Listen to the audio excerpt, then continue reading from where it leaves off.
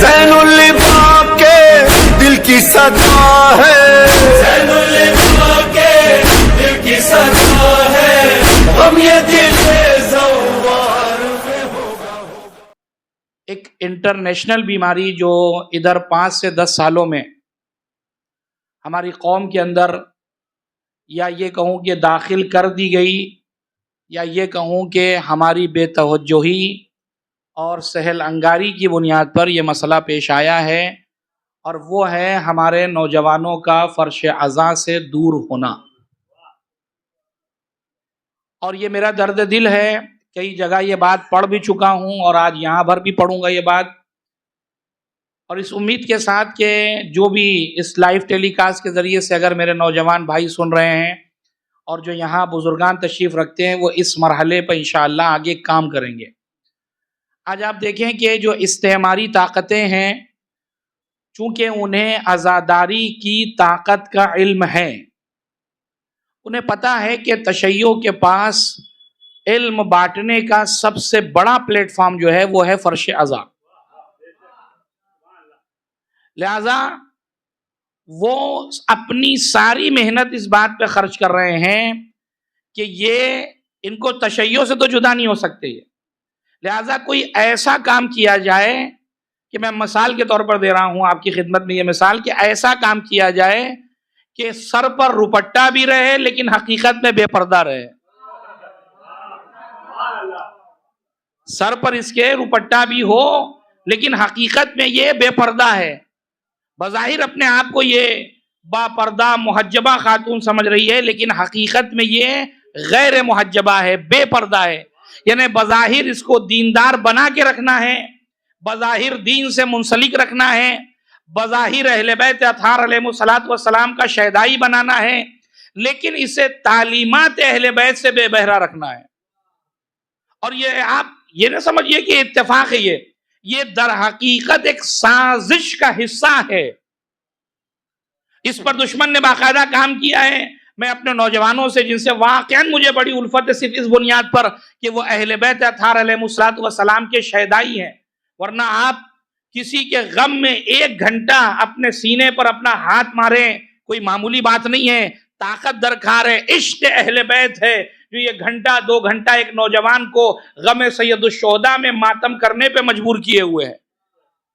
لیکن ان نوجوانوں سے میری دستبستہ گزارش ہے کہ جہاں آپ 2 گھنٹہ اہل بیت اطہار علیہ السلام کے عشق میں اپنے سینے پہ ہاتھ مار کر اہل بیت اطہار علیہ السلام و شہزادی کی خدمت میں پرسہ پیش کرتے ہیں، یقیناً قابل تعریف ہیں آپ افراد، لیکن میری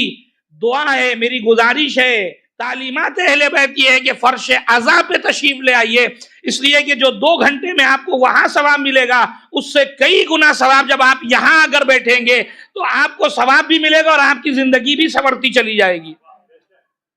یہ جو بزرگ تشریف رکھتے میری بات کی تائید کریں گے کہ انہوں نے نہ کسی مدرسے میں تعلیم حاصل کی، نہ کسی حوزے میں تعلیم حاصل کی، ان کی ساری تعلیم اسی فرش عزا سے ہے۔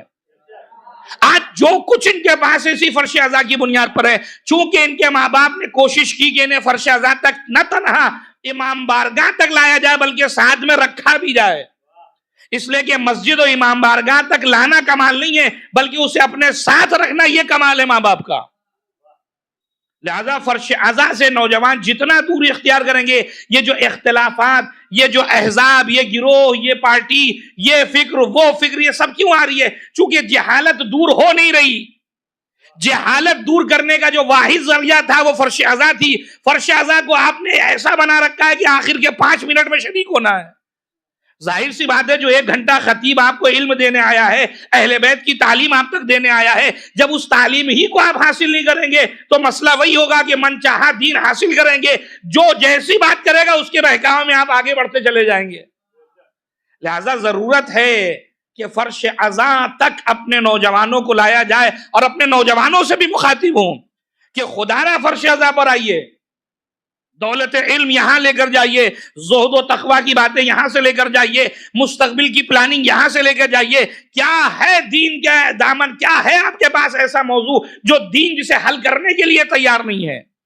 آپ آئیے تو صحیح، کوشش تو کریے، ماحول کو بدلنے کی کوشش تو کریے. ماحول کو بدلنے کی کوشش آپ کی ذمہ داری ہے. اگر آپ بدلنا نہیں چاہیں گے تو یہ خود سے بدلنے والا نہیں ہے. سارے بزرگ مل کر، علماء مل کر، فقہا مل کر، اس علاقے کے جتنی بھی تنظیمیں ہیں، جتنے بھی ادارے ہیں، جتنی بھی انجمنیں ہیں، نوجوان بیٹھ کر جب ایک موضوع پر مستقل کام کریں گے تو یقیناً ماحول بدلے گا، یقیناً علمی ماحول بنے گا. ایک صلوات دیجیے گا محمد والے محمد پر.